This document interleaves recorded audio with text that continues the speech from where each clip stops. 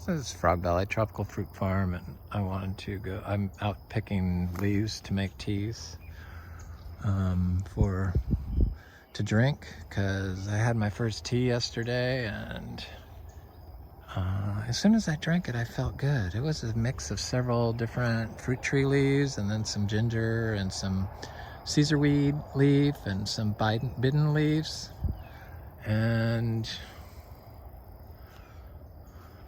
I'm going to expand on that. I'm going to put some grape leaves in there,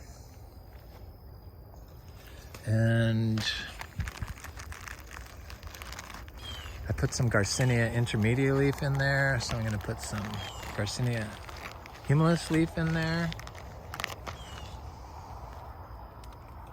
and I put the African peach leaf in there, so the inoculants latifolia.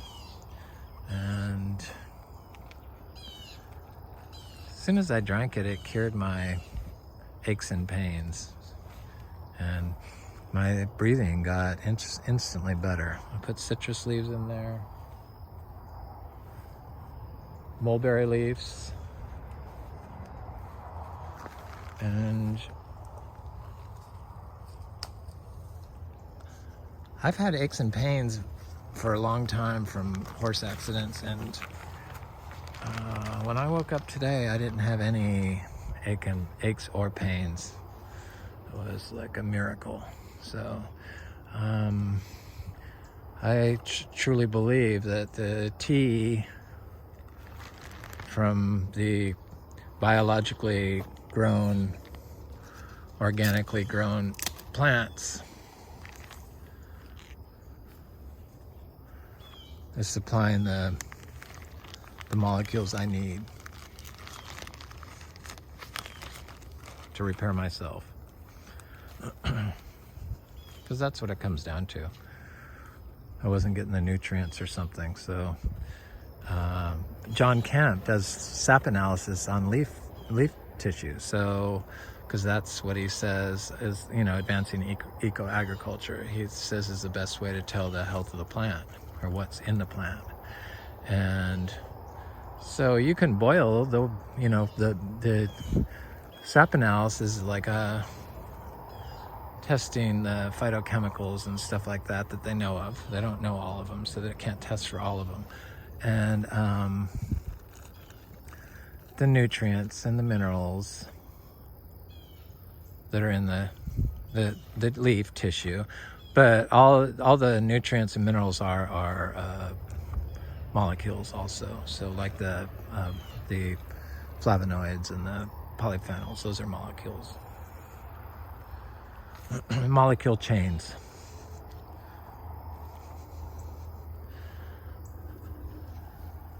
So I'm going to get a leaf from a seed-grown mango tree. Maybe I'm going to get it from the one that has the darkest leaves over here. And anyway, so yeah, that's all those molecules that are growing your healthy organic plant get released into the tea. And those molecules that are in the water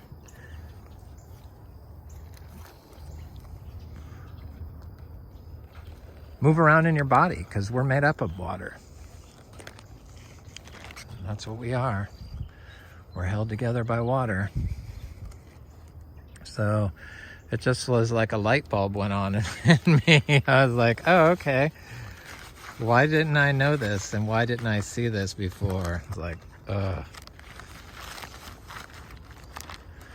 Everyone's so focused on putting the nutrients into the, balancing the nutrients for their plant, but that just puts your system out of balance now. I see that. You need to have a carbon source and the biology. We have the minerals here. We have silica. I mean, 90% of the earth is covered in silica. Silica are minerals that are mineral chains. So molecule chains rather. So minerals with like another nutrient.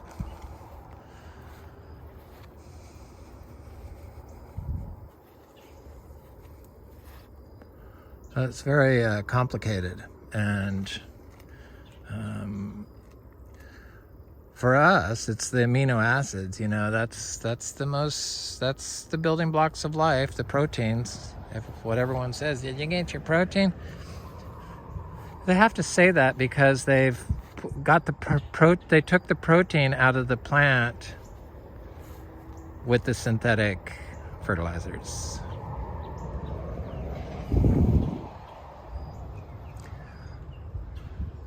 The synthetic nitrogen does not contain any amines like organic nitrogen does.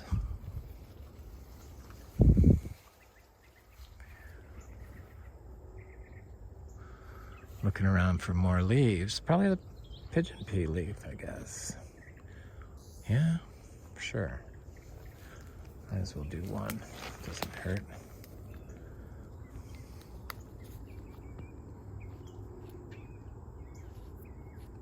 It's got a nice blue color. I'm sold on the herbs, the teas, the fresh tea leaves. That's the future. And where these tea leaves and how these tea leaves are grown does matter. Nobody seems to pay attention to the microplastic molecules. The sloughing of those black plastic pots just creates microplastic universe, which are pollutants. Got to pay attention to all this stuff. That's probably why I got anxiety with pots. It's just, those ceramic pots I was okay with, but everyone uses those black plastic pots now, and that's a molecule pollutant that won't break down.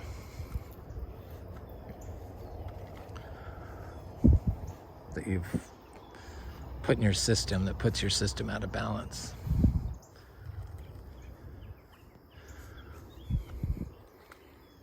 Probably if you were just growing the plants for decorative purposes, it wouldn't matter as long as you didn't mind a sickly plant. But for food plants, we need those amines in our nitrogen source from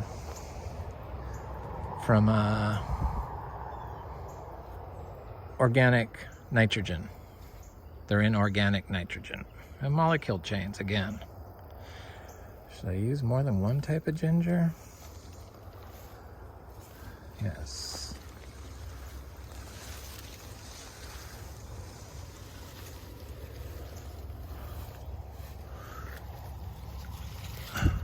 So I imagine the tea leaves from the nursery started trees aren't anywhere near as good as our seed grown trees. That's just, for some reason, all those nurseries they deal in a sterile solution, so you can't really sterilize seeds because they need the microbiology on their seed coat to imprint it into the plant. You have to have that. That's what it comes down to. All these places that have sterilized systems, that's okay for a laboratory, but not for food, not growing outside.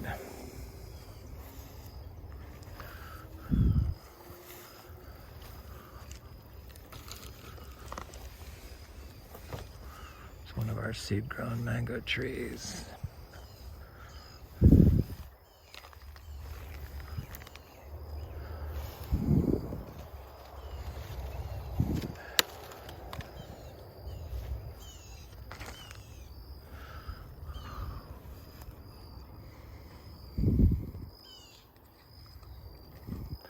I'm so glad all this stuff is finally being discovered or has been discovered. The word's out. If I know about it, the word's out.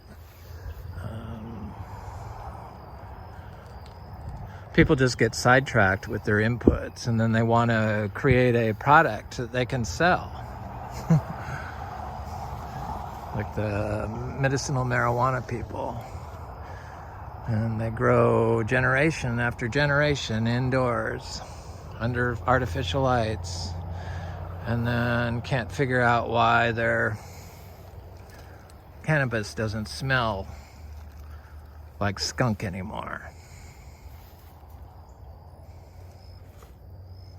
Because they're not getting any abiotic stressors, which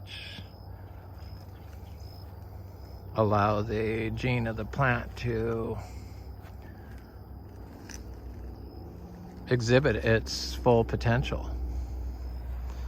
If it doesn't have a need to change where its nutrients are going up and down with heat or cold or storm or wind or sunlight, solar flares, everything's consistent.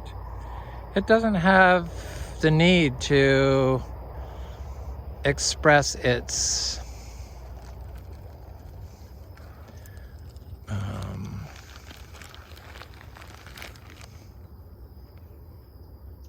to trigger the abiotic stressors that's going to help it adjust to, or what is it? What is the word? What am I trying to say? It's not going to have to turn on any triggers that it may get from the environment to help it survive. So it's not expressing its full potential. And after a few years, it just stops. It just doesn't even do it. So, I mean, it's just a few breedings that you breed this stuff out of plants. Kind of like what they did with the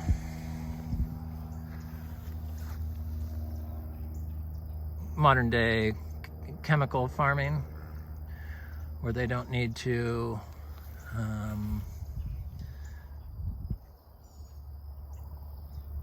scavenge for nitrogen or anything. So they turn off the mechanisms that would attract the microorganisms that would find its nitrogen or calcium or whatever it needs. So I think we need to have the environmental stressors for growing plants. You can't really get it unless you let nature do it.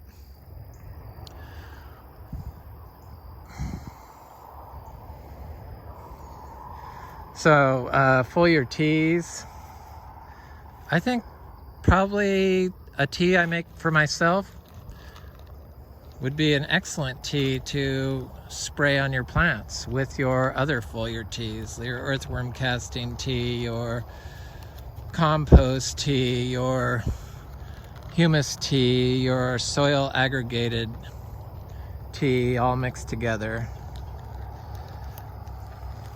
Milk, some milk in there. Milk is really good.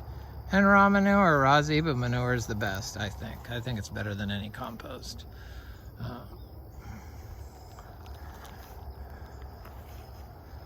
It's just, if I had one thing, that's what I would take. And I would just apply it and probably feed. Maybe the cows would like some. Probably if I give the cows some tea in their water. I'm gonna have to try that with mangoes. I'm sure that their manure and their urine would be excellent at being a preventative from pests and disease, depending on what you're feeding the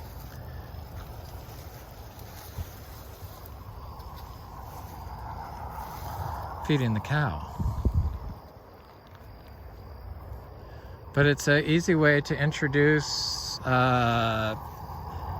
those nutrients and molecules into their biological system to produce a better biological for your system. It's all very interesting. It's so sci-fi, isn't it?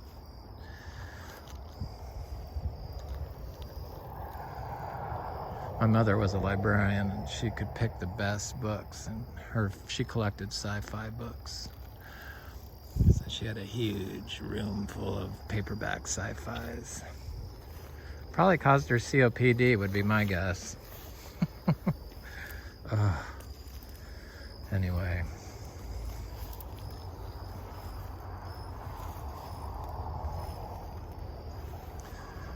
Teas is the future, and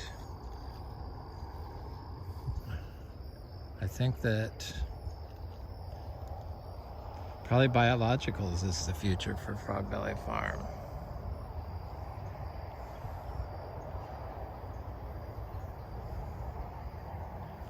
So manure, soil, humus, teas, fruit, and seeds.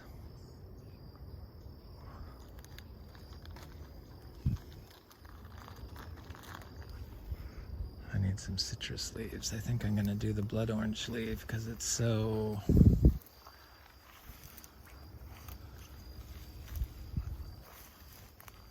healthy. So spraying copper on your mangoes, I mean, boy, what a way to really screw up a system. I mean, it's like spraying copper on anything, now that I think of it. It's just... do that and add some microplastics and you're doomed. The citrus with their systemic fungus, of course the mangoes use systemic fungicides. That's why I want to just do tea from seed-grown trees. Got this lime tree here, key lime tea is good. I forget what it was, but I liked it in my liked videos. And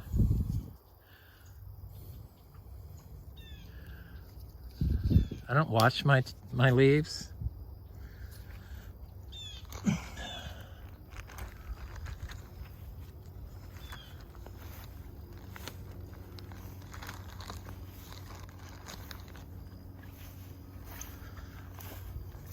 Molecules and biology, that's all you need. Healthy molecules, not molecule pollutants. Just leave those in their container at the store.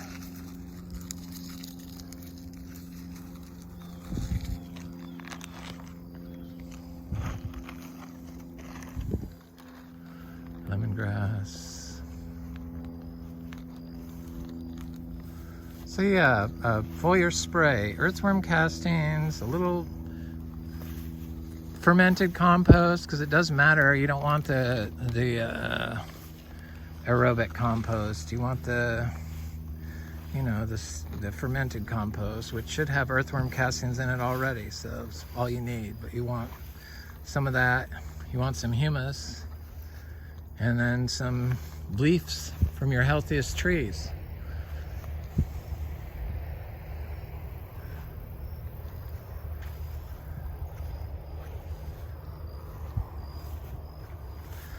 Probably not the leaves that you've had issues with and applied insecticides or fungicides or any side for that matter. You don't want to use those leaves, of course. So all these, I was looking at, the mango leaf, tea leaf business, and all these organic tea leaf places, and some of them are from the US, but there's only a handful of organic mango growers in the US. So I don't know where they said they're growing them at their farm, but they don't use the USDA label. You have to have certified, because unless it's like it's your mother and you know her and you know what she does, or you know the person really well, it has to be certified if you're buying it online. So imagine the USDA inspectors are going to have to look online and clean up all those illegal organic mango sellers. This is that African peach, the inoculants foliar. And it's the one where, thank you for your leaves. I know you're just a little tree where it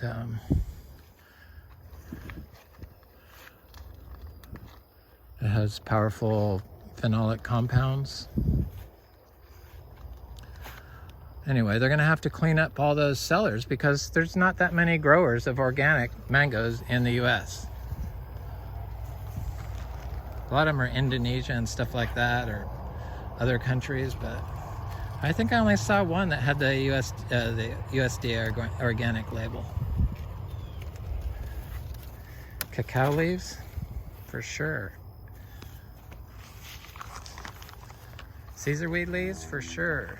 Bidden's leaves, for sure.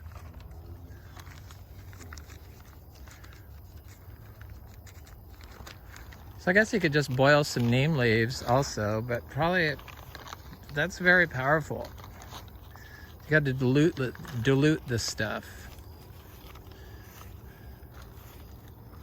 Biologicals, you have a chance of putting your system out of balance too, but I think if with the boiled leaves, as long as you're not like doing a super concentrate of one type, it would be hard to screw up. I guess I was doing leaf teas. I did a sinkweed tea. It was it's in one of my inputs for organic certifying. You know, there's two types of cinchweed. One is a super photosynthesizers, like a 4. The rest of the plant, most plants are 3s. So it's a little tiny weed that grows in really crappy areas. I don't see it here anymore. But we did a weed tea of that. And of course, biodynamics did the equisetum. But I don't believe in their silica spray. Why are we having to spray silica? I mean, that's like the most abundant mineral on the planet, I believe. Covers 90% of the earth. I know there's plenty of it here in Florida, so I just don't, some of their stuff I don't really believe in. So I've been taking my old compost piles, and not compost, but manure piles, the older ones, and running a rake over them and planting seeds in there.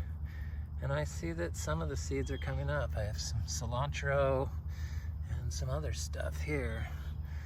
But I have these piles all over the place, so I can spread my vegetables everywhere now. I love it. Here's that blood orange tree.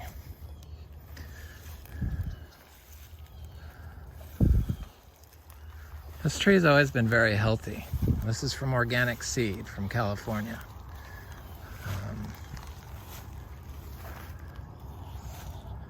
Very healthy tree. Black, almost black foliage. It gets leaf miner every now and then, in tiny little bits, but like one leaf here, and that seems to probably some foliar spray would work on here, but I don't think it bothers the tree. I mean, it's so minor. I mean, most of the limbs don't have it, so it's, I think you need to have some bugs. As long as it's not hurting the tree, I wouldn't worry about it. That's how I feel. But if you only have a small yard and you can like foliar spray your tree, for sure. Make a tea for yourself and spray it on your tree also. Probably the citrus leaf tea from your healthy citrus leaf would work with all the other leaves.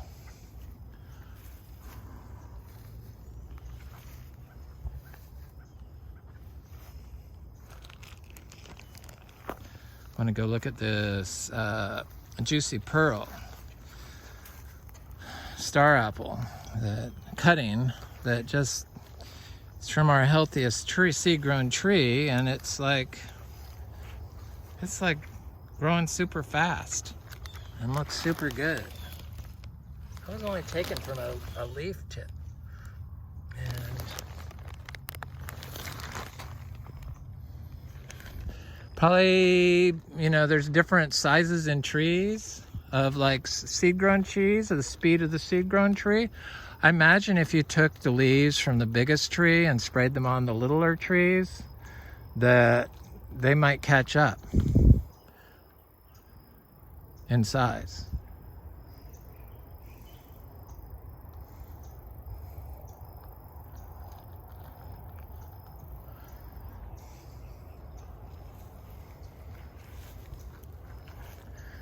Yeah, we're gonna have a website, but probably not until after the first of the year.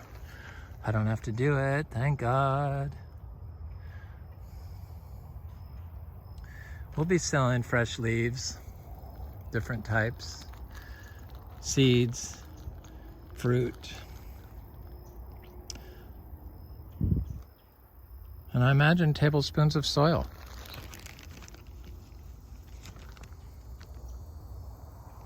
Anyway, this is Frog Valley Tropical Fruit Farm. Have a good day.